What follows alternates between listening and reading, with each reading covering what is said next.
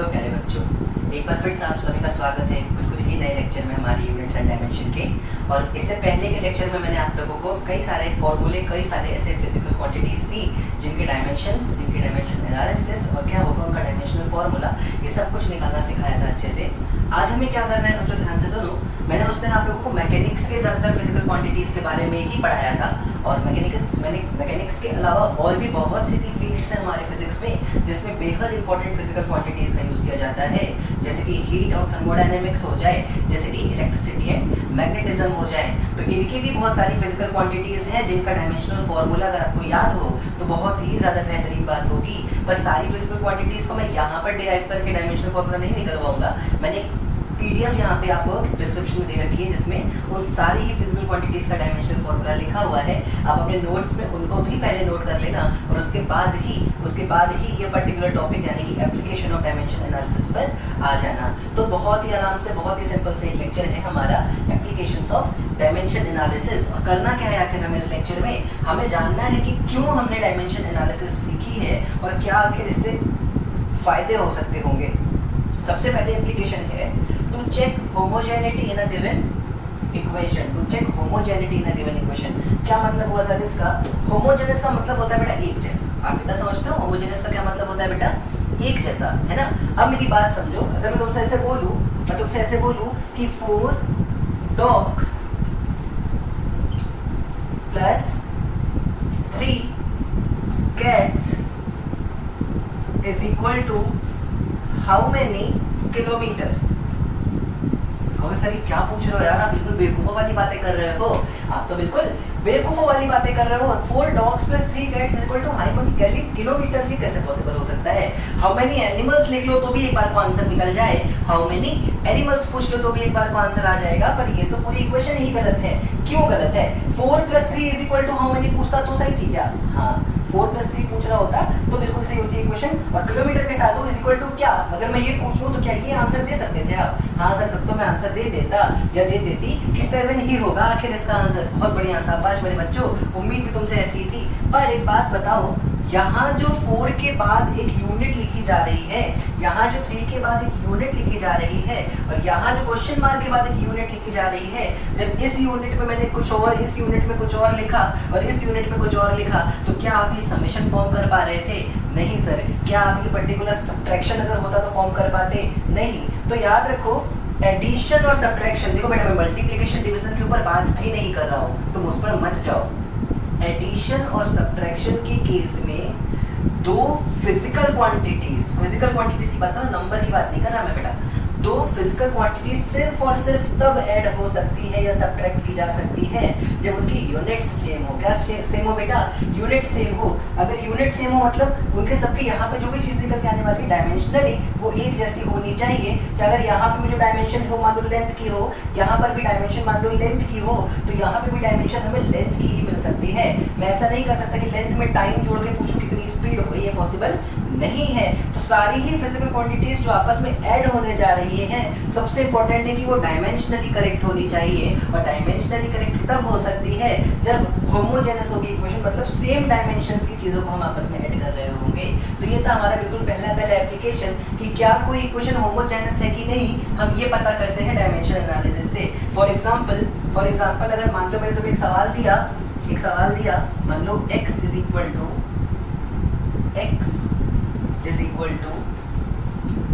AT plus BT square plus CT cube.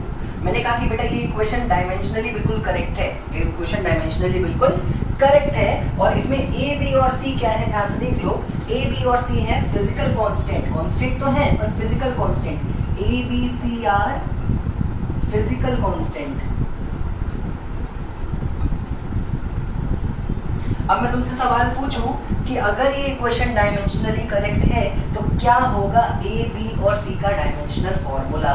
बहुत ही simple, बहुत ही आसान सा सवाल है कि अगर ये इक्वेशन डायमेंशनली करेक्ट है तो आखिर क्या होगा A, B और C का डायमेंशनल फॉर्मूला? सर कैसे पता चलेगा, कैसे निकालना है? बहुत आसान है। हमको और एक चीज दे रखी है सवाल में, x यहाँ पे डिस्टेंस की बात हो रही है। x क्या है यहाँ पे? लेंथ है। लेंथ मतलब हम जानते हैं कि इसका डायमेंशनल फॉर्मूला L होने वाला है। तो मेरी बात ध्यान से सुनो, अगर मुझे इसका डायमेंशन पता है कि ये लेंथ होने वाला है, तो ओवरऑल ये चीज जो भी है ये भी क्या होनी चाहिए बेटा, लेंथ ही होनी चाहिए। ओवरऑल ये भी क्या होना चाहिए मेरे बच्चों, ये भी लेंथ ही होना चाहिए सर। और ये भी क्या होना चाहिए बच्चों, सर ये भी लेंथ ही होनी चाहिए। तो ये सब कुछ लेंथ है, वो भी लेंथ है, तभी जाके ये क्वेश्चन बिल्कुल करेक्ट मानी जा सकती है। अगर मैं कहता हूँ कि ये क्वेश्चन डायमेंशनली करेक्ट है, तो what are dimensions of a b and c, तो देखो मैं कैसे सॉल्व करूंगा। सबसे पहले मैं ऐसे लिखूंगा कि dimension of x should be same as dimension of AT should be same as dimension of BT square and should be same as dimension of CT cube। चलो बहुत बढ़िया सर। अब एक एक करके काम शुरू करते हैं। x का डायमेंशन बेटा क्या होता है, L होना चाहिए किसके बराबर, AT का मतलब A और T का होता है T, हम जानते हैं L और AT सेम होना चाहिए। यहाँ से A का डायमेंशन निकल के आ जाएगा बच्चों L/T यानी LT-1। मैं ऐसे लिख सकता हूँ कि A का डायमेंशनल फॉर्मूला क्या आ जाएगा बेटा, LT-1। शाबाश बच्चों, बहुत बढ़िया तरीके से तुमने सीख लिया है। सिमिलरली L होना चाहिए x का डायमेंशन और BT स्क्वायर का डायमेंशन भी सेम होना चाहिए। T का डायमेंशन कैपिटल T होता है, यहाँ से तुम सॉल्व करके B का डायमेंशन निकालोगे तो आ जाएगा L/T स्क्वायर। इसको हम लोग और किससे बोलते हैं सर, इसको हम बोलते हैं बच्चों LT-2। बहुत बढ़िया शाबाश। क्या तुम ऐसे CT क्यूब के लिए करते, x का डायमेंशन होता L, CT क्यूब के लिए तुम लिखते C और T क्यूब, यहाँ से C का डायमेंशन आ जाता है L/T क्यूब के बराबर। इसको तुम और क्या लिख लेते, LT-3। तो देखो ये है कुछ डायमेंशनल फॉर्मूले जो काफी ज्यादा इजीली पता चल रहे हैं हमें फिजिकल क्वांटिटी के। बस हमें पता करना है कि हमारी इक्वेशन होमोजेनस है या नहीं है। तो एक पहला सवाल था इसको हम लोगों को सीखने का, और इस सवाल को आप अपनी कॉपी में बहुत ही अच्छे से नोट करोगे, मुझे पूरा भरोसा है आप लोगों पे। चलो मैं और क्वेश्चंस लेके आता हूँ आप लोग के लिए। देखो question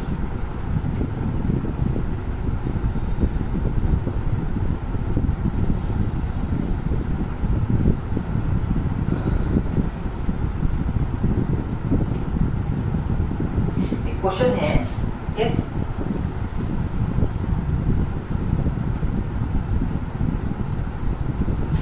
if p plus a by b square into v minus b is equal to constant, p plus a by b square into v minus b is equal to constant is dimensionally correct।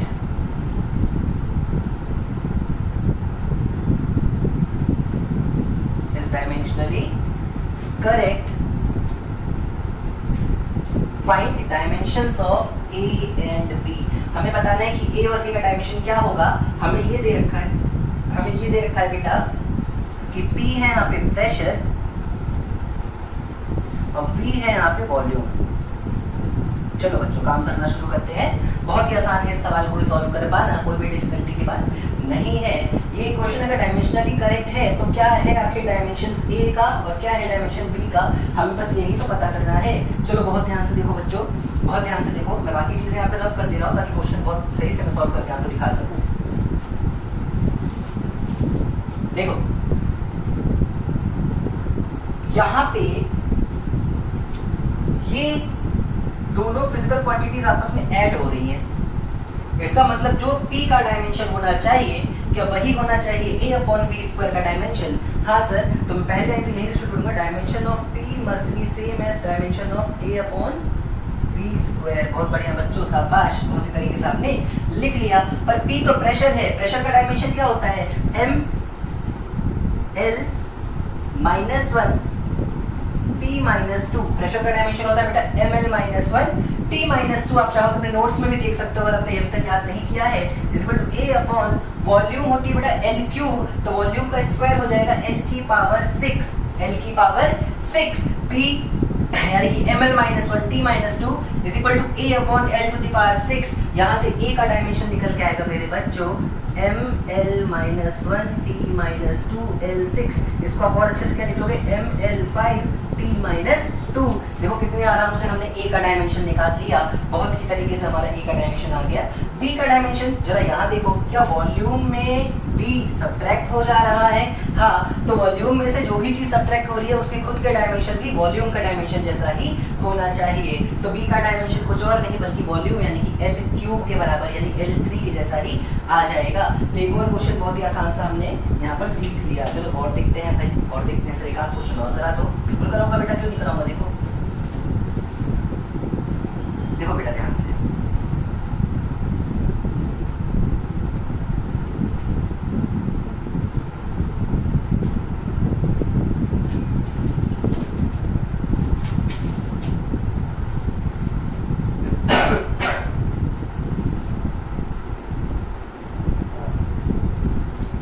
मान लो एक question है कि potential energy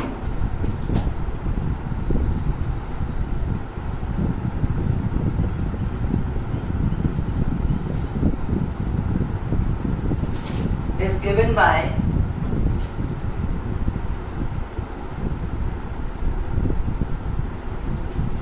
potential energy is given by U is equal to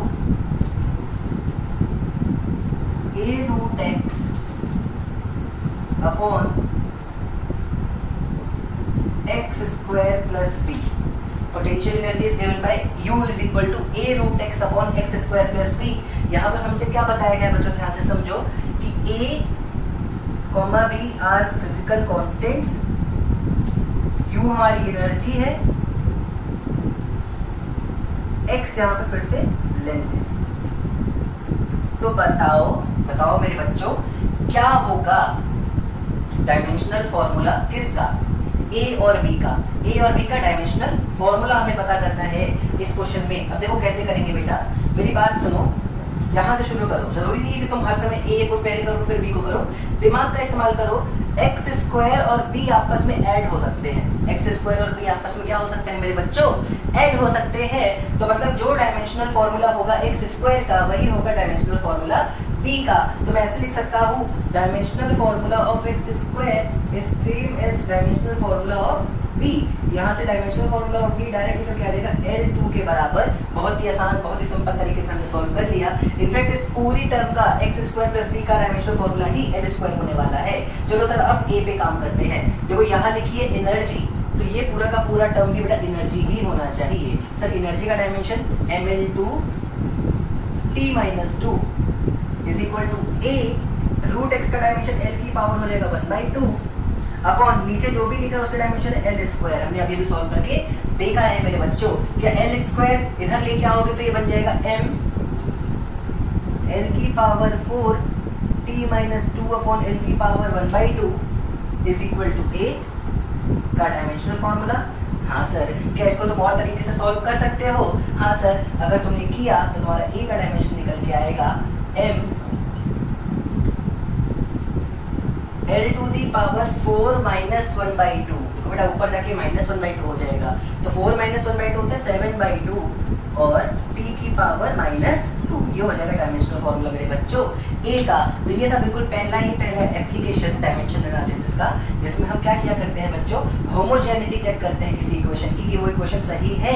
तो physical quantities में जो physical constant आ रहे हैं उनका डायमेंशनल फॉर्मूला कैसे पता चल सकता है। साथ साथ कभी कभी हम इसका इस्तेमाल ये भी करने के लिए किया जाता है कि कोई गिवन इक्वेशन मेरे लिए सही है भी कि नहीं है। चलो ध्यान से सारी ही चीजों को अपनी कॉपी में नोट कर लो, सारे एग्जांपल्स नोट कर लो। मैं आता हूँ आपके पास सेकंड एप्लीकेशन को लेके।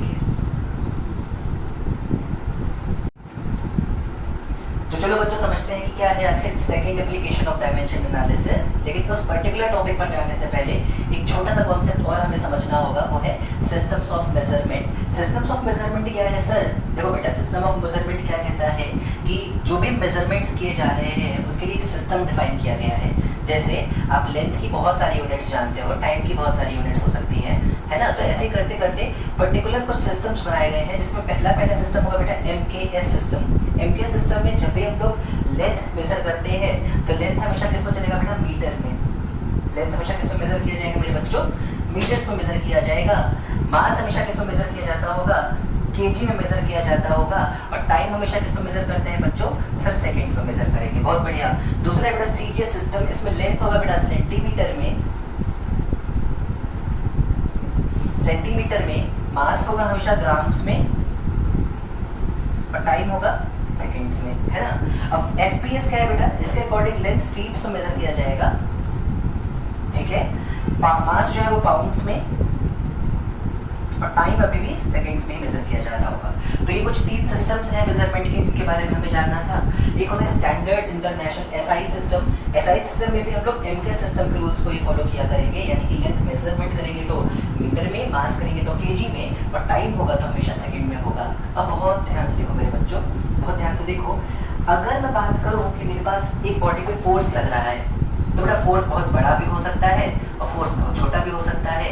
अगर फोर्स बहुत छोटा है तो हम हर समय उसको न्यूटन्स में मेजरमेंट करें बिल्कुल भी जरूरी नहीं है। तो उसके लिए हमने एक और छोटी यूनिट बना रखी है, जिसको बोलते हैं डायन। क्या बोलते हैं बेटा, DYNE, डायन। डायन नहीं बोलते, डायन बोलते हैं इसको, ठीक है। तो न्यूटन भी फोर्स की ही यूनिट है और डायन भी फोर्स की ही यूनिट है।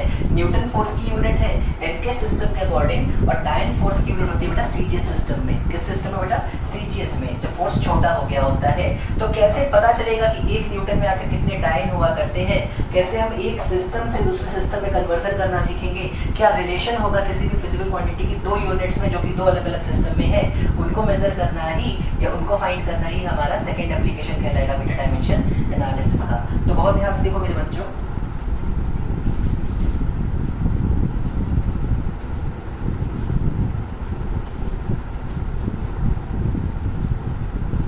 तो सेकंड एप्लीकेशन क्या होगी बेटा, ध्यान से देखो। तो सेकंड एप्लीकेशन होगी बेटा to find relation in different systems of measurement.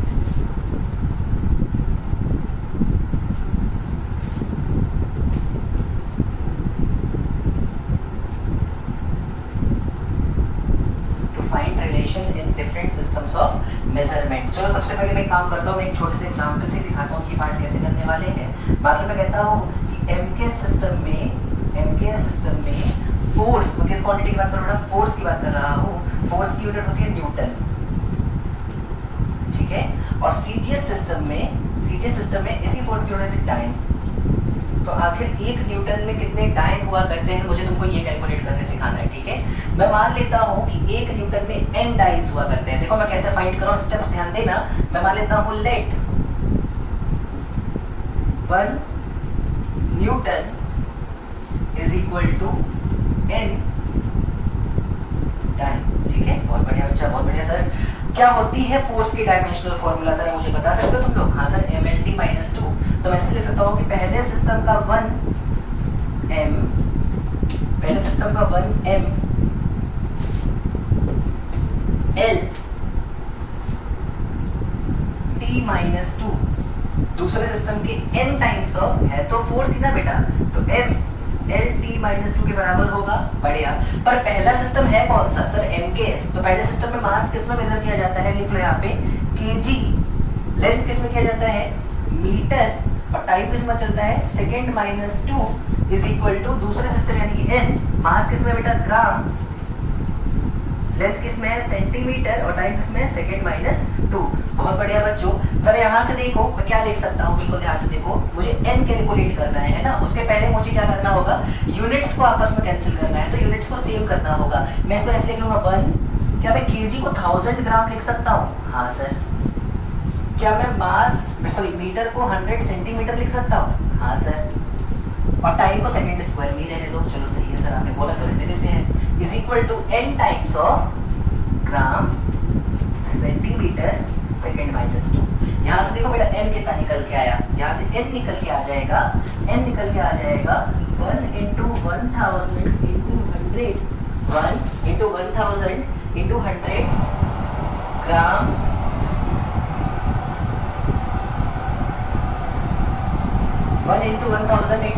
Gram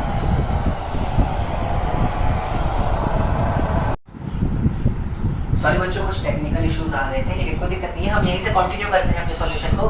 n निकल के आया है 1 × 1000 × 100 ग्राम सेंटीमीटर पर सेकंड स्क्वायर, ग्राम सेंटीमीटर सेकंड (2) अपॉन, वहां देखो कितना लिखना पड़ेगा, ग्राम सेंटीमीटर सेकंड माइनस 2, ग्राम से ग्राम, सेंटीमीटर से सेंटीमीटर, सेकंड माइनस 2 से सेकंड माइनस 2 हो सकता है कैंसिल। ध्यान से देखो ये कितना लिखा हुआ है, ये लिखा हुआ है 10 टू द पावर 5, n की वैल्यू आई है 10 टू द पावर 5। देखो हमें n ही तो फाइंड करना था। जैसे तुम इस पर्टिकुलर इक्वेशन में n की वैल्यू पुट करते हो, इस इक्वेशन में n की वैल्यू पुट करते हो, तो तुम्हारे बीच फोर्स के m के सिस्टम यानी कि न्यूटन और फोर्स की सीजीएस यूनिट यानी कि टाइम के बीच एक रिलेशन निकल के आ जाएगा। और वो रिलेशन क्या आएगा बेटा कि 1 Newton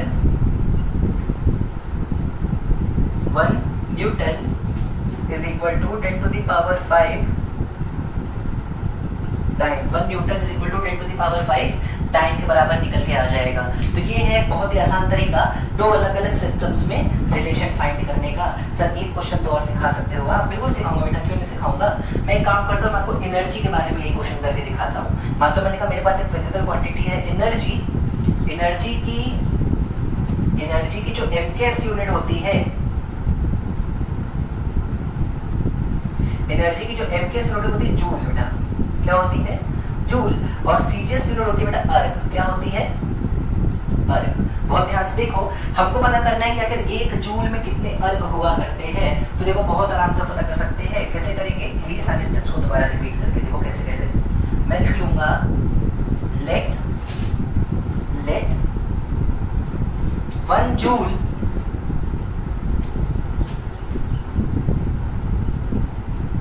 is equal to n ergs, है ना बच्चों, लिख सकता हूँ ना? हाँ सर लिख सकते हो। Let 1 joule is equal to n erg. अब जरा बताओ जूल का डायमेंशनल फॉर्मूला पहले सिस्टम में क्या होगा सर, mL2T-2। शाबाश बच्चों, क्या जूल का सॉरी एनर्जी का डायमेंशनल फॉर्मूला दूसरे सिस्टम में भी यही रहने वाला है? हाँ बच्चों, mL2T-2, mL2T-2। अब बहुत ध्यान से देखो बच्चों, बहुत ध्यान से देखो, पहले सिस्टम के अकॉर्डिंग मास किस में लेना है, kg में सर ले लो। लेंथ किस में लेना है, मीटर में, तो हो गया मीटर स्क्वायर। टाइम इसमें लेना है सेकंड में, तो ये होगा सेकंड माइनस 2। शाबाश। और दूसरे सिस्टम में भी मास किस में लेना है बेटा, सीजीएस है तो ग्राम्स में। लेंथ किस में लेना है, सेंटीमीटर, तो ये हो गया सेंटीमीटर स्क्वायर। और टाइम हो जाएगा सेकंड माइनस 2। जरा देखो यहाँ से n कितना आएगा, 1 kg upon gram into metre square upon centimetre square into second minus 2 upon second minus 2। चलो बहुत ध्यान से देखो, ये यूनिट्स तो आपस में सेम है तो कैंसिल कर लो।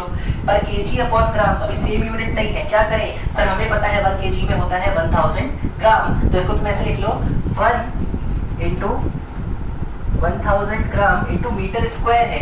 1 मीटर में 100 सेंटीमीटर होते हैं, तो 1 मीटर स्क्वायर में 100 इंटू 100 सेंटीमीटर स्क्वायर होगा, तो 100 into 100 centimetre square upon gram centimetre square. अब क्या ग्राम से ग्राम, सेंटीमीटर स्क्वायर से सेंटीमीटर स्क्वायर कैंसिल हो सकता है? हाँ सर हो सकता है। तो देखो ध्यान से n कितना निकल के आया, n निकल के आया होगा 10 टू द पावर 7 के बराबर। और आप n की वैल्यू जैसे ही ये वैल्यू ले जाके आप यहाँ पे पुट करते हो, आप यहाँ पे पुट करते हो, आपका रिलेशन निकल के आ जाएगा कि 1 joule is equal to 10 to the power 7 1 joule कितने के बराबर निकल के आया है मेरे बच्चों, 10 टू द पावर 7 अर्ग के बराबर निकल के आया है। तो देखो 2-3 क्वेश्चंस मैंने करा दिए आपको सेकंड एप्लीकेशन के ऊपर। सर एक आध क्वेश्चन और देखो, एक आध क्वेश्चन और कराऊंगा जरूर, पर थोड़ा सा डिफरेंट। ऐसा डिफरेंट सर क्या मतलब है, जरूरी नहीं है बेटा कि तुम्हारे पास जैसे एमके सिस्टम किसी ने तो डिफाइन किया है, सीजे सिस्टम किसी ने डिफाइन किया है, हाँ सर किया है। मान लो मैं कहता हूँ कि मुझे खुद एक सिस्टम बनाना है, मान लो ये सिस्टम का नाम होगा नवांसर, एनएसएस नवांसर सिस्टम। नवांसर सिस्टम मुझे फॉर्म करना है, तो देखो मैं क्या करूंगा उसके लिए, मैं एक सिस्टम बनाता हूँ जिसमें मैं ये बोलता हूँ, इसमें मैं ऐसे बोल देता हूँ बेटा,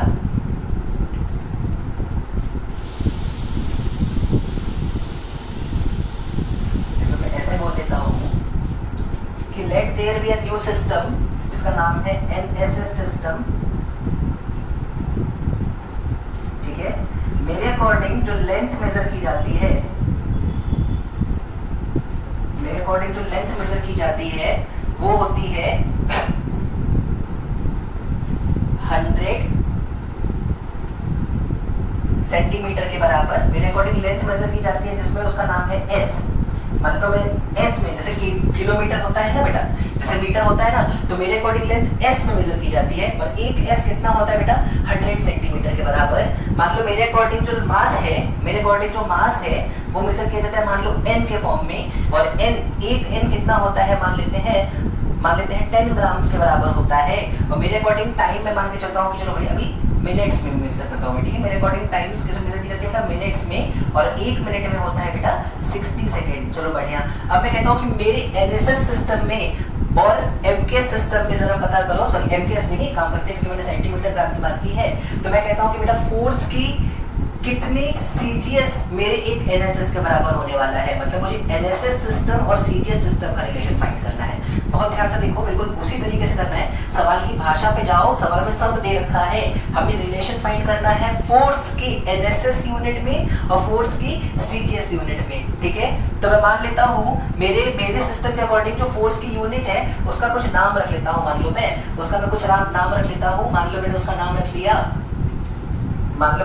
लिया मनन, ठीक है। मान लो मैंने फोर्स की यूनिट का नाम है मनन, तो मैं ये बोलूंगा कि मेरे सिस्टम का एक मनन मैं मान लेता हूं सीजीएस सिस्टम के n फोर्स है ना, तो बेटा फोर्स की टाइम के बराबर होता है, मैं ये मान लेता हूं। तो मैं ऐसे बोलूंगा मेरे सिस्टम का 1 फोर्स का डायमेंशन क्या होता है बेटा mlt-2 is equal to n। दूसरे सिस्टम में mlt-2। बहुत बढ़िया सर, बहुत शाबाश, बहुत बढ़िया, सही कर रहे हो आप। अब अगला काम करो, मैं बोलूंगा 1 मेरे सिस्टम के अकॉर्डिंग मास किस में मेजर किया जाता है 100 सेंटीमीटर में, तो मास किस में क्या लिख लूंगा बेटा 100 सेंटीमीटर। मेरे सिस्टम के अकॉर्डिंग लेंथ किस में मेजर किया जाता है, सॉरी मास 10 ग्राम में किया जाता है, गलती हुई यहाँ पे, सही कर लेते हैं इसको। मेरे अकॉर्डिंग मास मेजर किया जाता है 10 ग्राम में, ठीक है, तो मैं यहाँ पे 10 ग्राम लिख लूंगा। मेरे अकॉर्डिंग लेंथ मेजर की जाती है 100 सेंटीमीटर में बेटा, तो मैं यहाँ पे 100 सेंटीमीटर लिख लूंगा। और मेरे अकॉर्डिंग टाइम मेजर किया जाता है 60 सेकंड्स में। मेरे अकॉर्डिंग टाइम किस में मेजर किया जाता है बेटा 60 सेकंड्स में, तो 60 सेकंड का -2 लिख लूंगा, है ना बेटा, ऐसे लिख सकता हूँ 60 सेकंड इनवर्स है ना, 60 सेकंड का -2। इसमें कोई दिक्कत है नहीं। इक्वल टू क्या लिखूंगा n। इनके सिस्टम में मास किसमें सीजीएस है ना बेटा, मास हो गया ग्राम्स में, लेंथ हो गया सेंटीमीटर में, टाइम हो गया सेकंड -2 में। चलो यहाँ से n की वैल्यू जरा फाइंड करो। n निकल के आ जाएगा बेटा, यहाँ से n निकल के आ जाएगा 1 × 10 × 100 अपॉन 60 सॉरी अपॉन क्यों किया हो बेटा, अपॉन इसलिए क्योंकि बेटा इनवर्स है, तो ये 1/60 स्क्वायर लिखा है, तो अपॉन 60 × 60। और उधर से देखो क्या नीचे आएगा बेटा, अच्छा यहाँ पे यूनिट क्या है ग्राम सेंटीमीटर, और नीचे आ गया है सेकंड स्क्वायर, इसमें कोई दिक्कत है नहीं। और ध्यान से देखो बेटा, उधर की जो यूनिट नीचे आएंगी वो आएगा ग्राम नीचे आएगा, सेंटीमीटर नीचे आएगा, और सेकंड स्क्वायर ऊपर चला जाएगा, वो भी s-2 है। देखो कुछ कैंसिल हो रहा है, हाँ से ग्राम सेंटीमीटर सेंटीमीटर कैंसिल हो जा रहा है बहुत ही आराम से। अगर ये कैंसिल हो गया तो देखो n कितना निकल के आया बेटा, यहाँ से n निकल के आया है, यहाँ से n निकल के आया है 3600।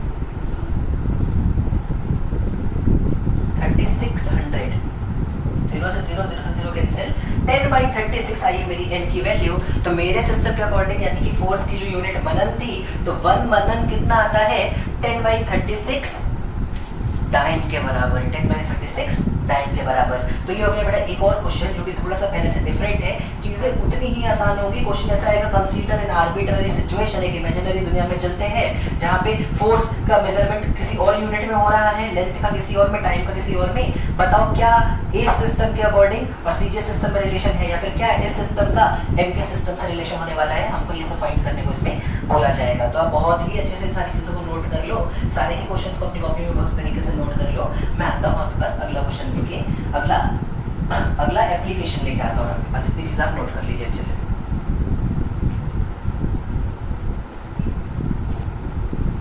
तो बच्चों एक काम करते हैं कि मैं नेक्स्ट एप्लीकेशन जो है वो मैं आज के लेक्चर में शुरू नहीं करता हूँ, क्योंकि वो थोड़ा सा लेंथी पार्ट होगा और छोटा सा ही एक टॉपिक रह गया है हमारा, थर्ड एप्लीकेशन। साथ में क्या आखिर ड्रॉबैक्स हैं डायमेंशन एनालिसिस में, इन दो चीज़ों को पढ़ के हमारा डायमेंशन चैप्टर पूरा खत्म हो जाएगा। उम्मीद है आप इन दोनों एप्लीकेशंस में बहुत अच्छे से कमांड कर लोगे और अपने बुक से, अपने मॉड्यूल से क्वेश्चंस की प्रैक्टिस कर लोगे। मैं कुछ डायमेंशनल फॉर्मूलों की पीडीएफ जरूर अटैच कर दूंगा, जैसा कि मैंने आपसे बोला था।